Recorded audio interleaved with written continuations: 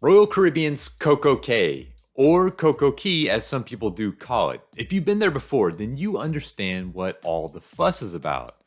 If you haven't, let's just say you're in for something special. The island has been transformed in recent years, and even today, it continues to get bigger and better. There's an amazing amount to do spread across white sand and blue water. Of course, with so much going on, there's also plenty to know and tips to have a better day during your stay on the island. Having visited multiple times, here are what I think are some of the best tips and things to know about visiting Royal Caribbean's CocoCay.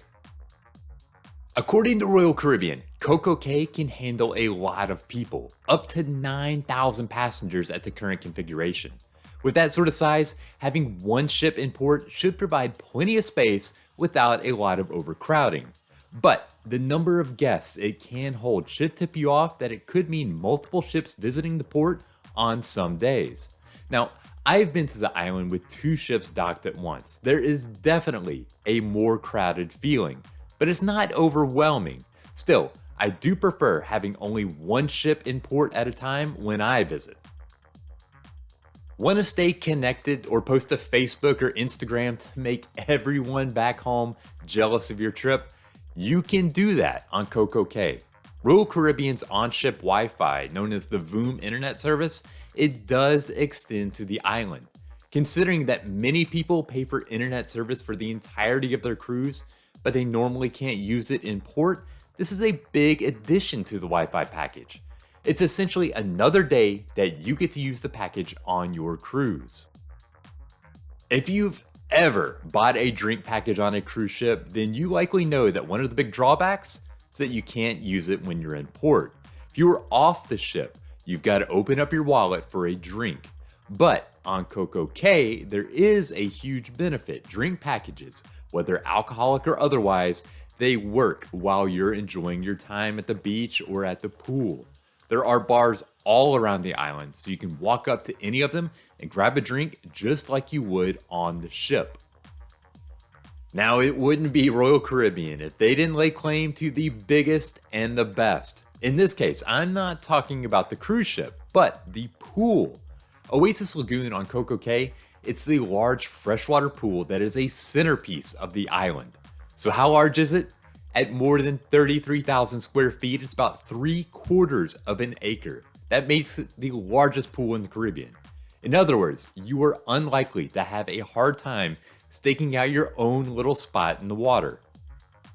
As I just said, Oasis Lagoon has tons of room for everyone. Unfortunately, that's not the case for loungers. While there are lots of chairs all around the pool, they do fill up quickly. So that's why I suggest getting there early, as lounger space can fill up. Sure, you might find one chair here or there that's empty, but finding a couple together can be seemingly impossible during the peak hours of the day. The good news is that it is not the same case at the beach. So if you can't find a chair at the pool, check out one of the many beaches around the island where you're sure to find a spot to sit. On just about any picture of CocoCay, you'll see the huge structure that looks like a skyscraper with water slides wrapping all around it. This is the centerpiece of Thrill WATERPARK, and that tallest slide that goes up to the top is called Daredevil's Peak. All told, the slide rises 135 feet above the ground, or about 14 stories. That sounds tall to you? You're right. In fact, it's the tallest water slide in North America. If you don't do anything else on CocoCay, riding this slide would give you a lifelong memory and bragging rights. Having ridden it personally, I can tell you that it is a must-do if you are into water slides at all. So, needless to say, Daredevil's Peak is popular, and on a recent trip, I saw something that I had never seen before. With two ships in port on that day, the staff was taking reservations for riding Daredevil's Peak. You had to get a reservation time at the base of the tower, and when I visited around noon, all the spots were already filled up until 2 p.m. After that time, however, the staff said there are no more reservations needed and you can just walk up and ride like normal. So, If you want to ride and there are multiple ships in port, head there early to get your name on the list. Have kids that want to go to the water park? They can go, but you might need to tag along with them. Children under 14 years old must be accompanied by a ticketed guest older than 14 to enter through a water park. Note that there is no rule that you have to ride the same slides, so mom and dad could theoretically hang out by the wave pool while the kid rides on the slides. You simply need to be there in the park with them. On CocoCay, you can spend as much money or as little money as you want. If you just want to eat the free food and hang out by the pool or the beach, then there's good news. That's completely free to do, and you won't feel like you're missing out on anything. It's still a fantastic day. However, if you want to do things like rent a cabana or play at the water park, then you will have to spend some money. Cabanas, they can cost hundreds, even thousands of dollars. And I've seen admission prices of up to $132 per person to get into the water park, although it is usually less than that. Bottom line, there's no shortage of ways to spend your cash, but you don't have to have a great time. While the lines between them aren't always hard and fast, the island is divided into separate zones that each have something different going on. First is the Thrill Water Park, which I just mentioned, a full-fledged water park with more than a dozen slides, a wave pool, and more. Here, there is an admission fee. Nearby is the Oasis Lagoon, which includes the free splashaway bay for small kids, and the large freshwater pool open to all guests. Keep going and you'll find Chill Island, which is a relaxing spot to hang out in a lounger at the beach. It's all free.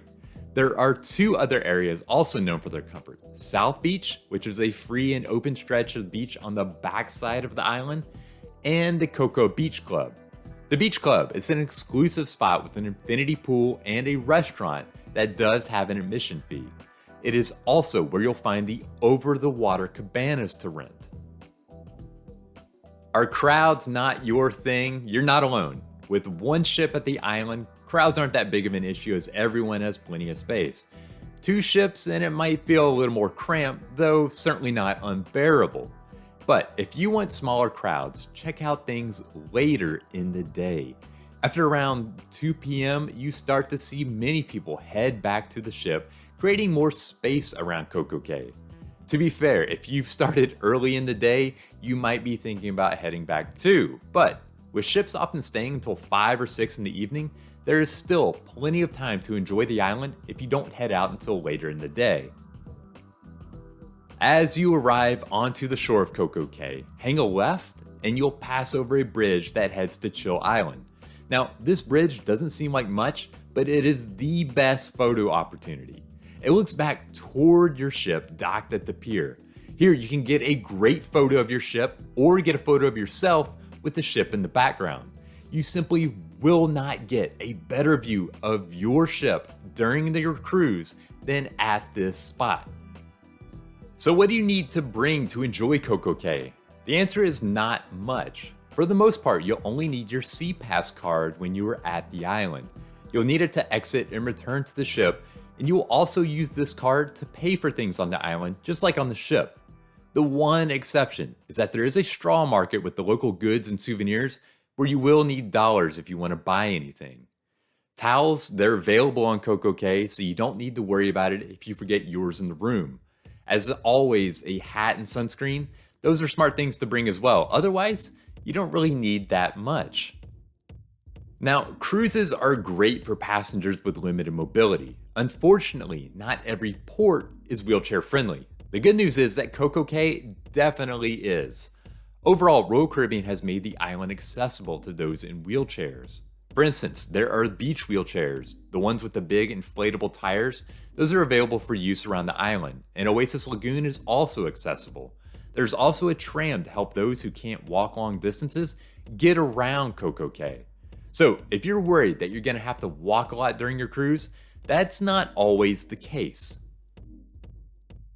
CocoCay is pretty big. It can take a good 20 minutes to make a loop around all the attractions. And with all the different things to do and see, you can anticipate walking around quite a bit if you plan to try to do everything. Of course, you can always just sit on the beach and relax during your day. But if you want to see things and you're not big on walking, don't worry. There's a free tram that runs around the island, stopping at all the major attractions. It runs continually, and you'll find small stops near all the major areas that you'll want to visit. It couldn't be simpler to get around. If you have kids, you will be happy to know that there are no age limits on the water park rides. Instead, there are only height and weight limits. The minimum for the majority of the rides is 48 inches or 4 feet tall. This includes the Daredevil's Peak slide. Some slides do allow riders at 42 inches tall.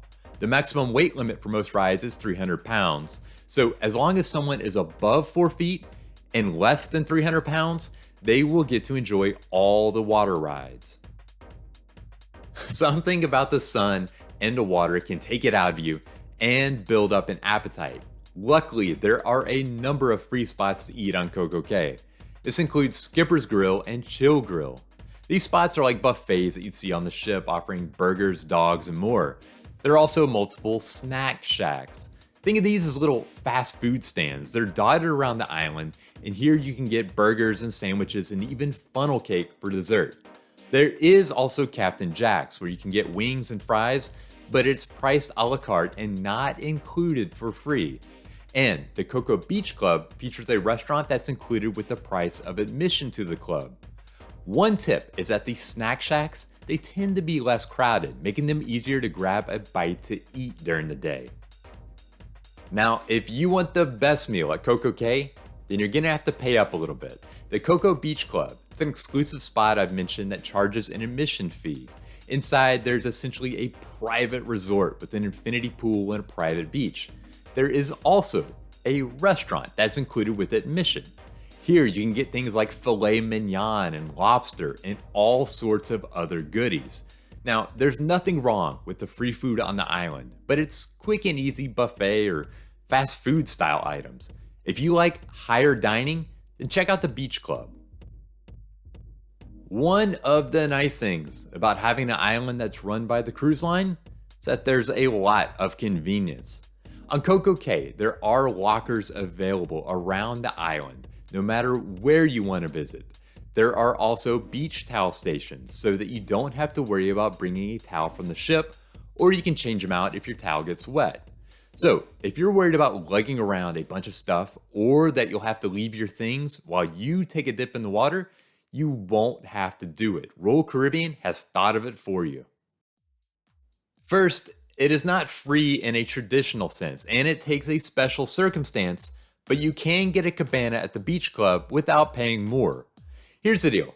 A beach cabana at the beach club cost about $1,500 on a recent cruise. For that price, up to 8 people can join, and admission into the club is included. Now, admission prices vary, but on a recent cruise, I saw it at $200 per person. So 8 people paying $200 would be $1,600. Instead, you can book the cabana and essentially save $100 off the entrance price for the group to the beach club and get the cabana included. CocoCay is a great place to visit. In fact, I would call it a can't miss if you've never been. But if you have been before, or you just want to break from the sun, then one tip is that the day is a great time to do things around the ship. Given the popularity of the island, you can expect the ship to be largely empty as people hit CocoCay. That leaves plenty of elbow room around the ship.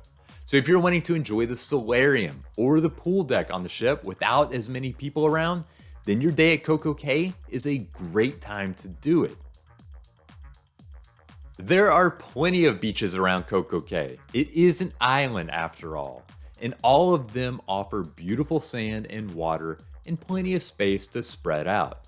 But if you're someone who really likes peace and quiet, then check out Harbor Beach. This spot is a big circular beach near the entrance to CocoCay. There's a small inlet that feeds a lagoon, so the water is always calm. It's even great for kids. And whatever the reason, it seems like most people head to the other beaches, so you can relax and enjoy here without lots and lots of other passengers around. If you're lucky, One of the first things that you'll see on CocoCay is the huge balloon that's floating over it. This is Up, Up, and Away, a balloon that takes passengers 450 feet up over the island. There is a charge to ride, but you should also know that it's highly dependent on weather. Over the course of several trips to CocoCay, the balloon has been running a third of the time that I visited. With the breezy winds of the Bahamas and the occasional passing showers, weather is always a factor when it comes to riding on a huge balloon. So, if you book or are really looking forward to taking a ride, just know that it could not be operating. Thanks for watching. I hope you've gotten a lot of useful information about visiting CocoCay. If you've been before and you have any tips, be sure to put them in the comments below. As well, you can like and subscribe and all those good things. And until next time, happy cruising.